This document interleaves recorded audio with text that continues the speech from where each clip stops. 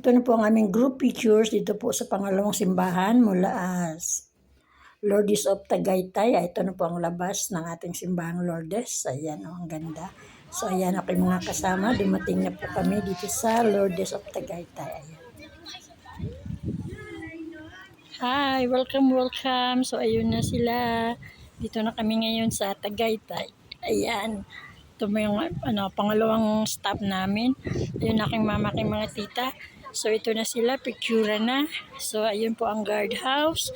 Ayan. Ang sarap po dito. Ang lamig. Super duper. Ang tataas po ng pine trees. Parang Baguio lang. So, ayan. Papunta na tayo. Papasok na kami sa simbahan. Hello! Welcome to Tagaytay!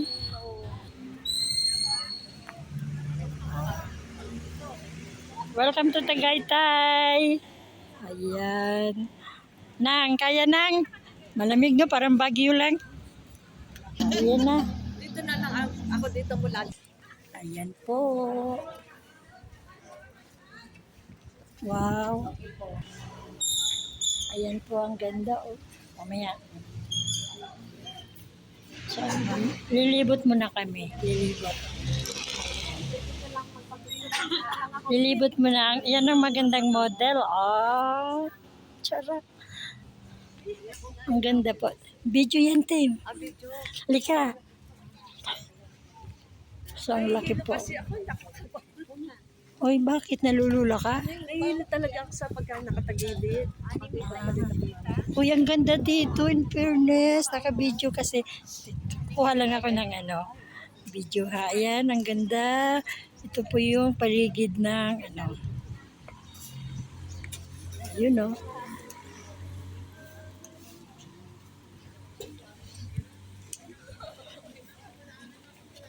May tingnan mo yung bata oh. Tingnan mo yung bata oh.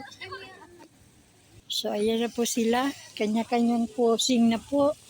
Ay, uy, dadaan. Ang ganda na Ate Lucing, oh, in fairness. Ang ganda ni Raquel. Ayan, comfort room nandun. So, ayan pa, oh. Ayun, ang laki pala talaga niya, oh. Super lamig po. Grabe ang hangin. Papasok na po tayo. Good morning po. So, ayan. Ang ganda, oh. Morning po, ayan. Ayan. Ito po yung sa gilid.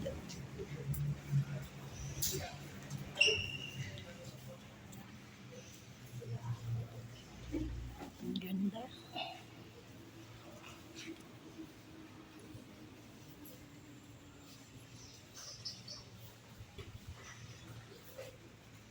Ang buslo nila.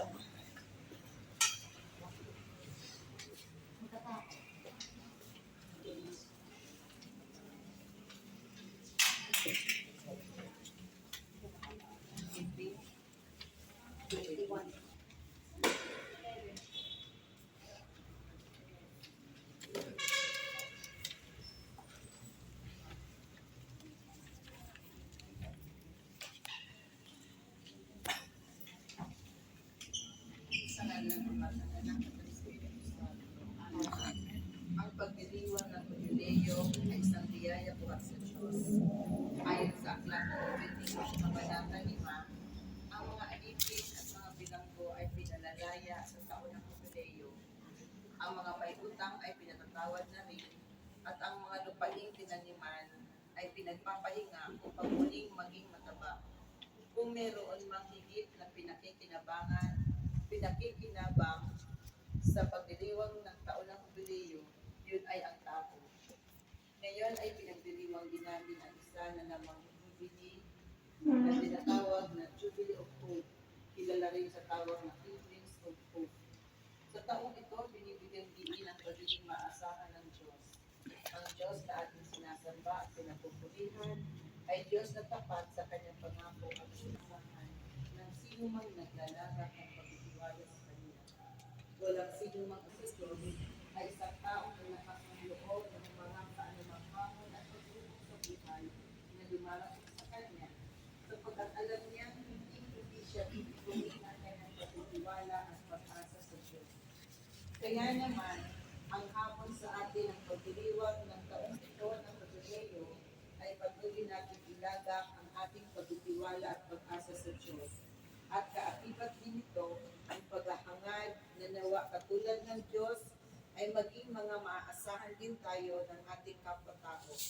Nawa isa sa mga maidulot ng taon ng Jubileo sa atin ay ang mas mapaigting ang ating pagiging makatao, mas maging mapagmahal, magalang at pagmamalasakit nawa tayo sa ating kapwa-tao, maging tagapagdala rin tayo ng pag-asa sa ating kapwa.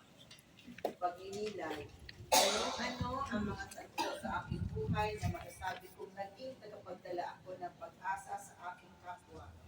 Ang paglalagak ko ba ng pag-asa sa Diyos ay makapaglungsod din sa akin upang maging makatao? Ano-anong sabi kong naging maaasahan ako ng Diyos? Ayan, ito po ang loob ng Lady of Lourdes ng Tagaytay. Ang ganda, ang laki, ang aliwalas. O diba? Ayan na po, hindi mawawala ang group picture. Siyempre, remembrance. Ayan. Pusing-pusing na, kanya-kanyang pwesto. Ayan, sige. Ayan.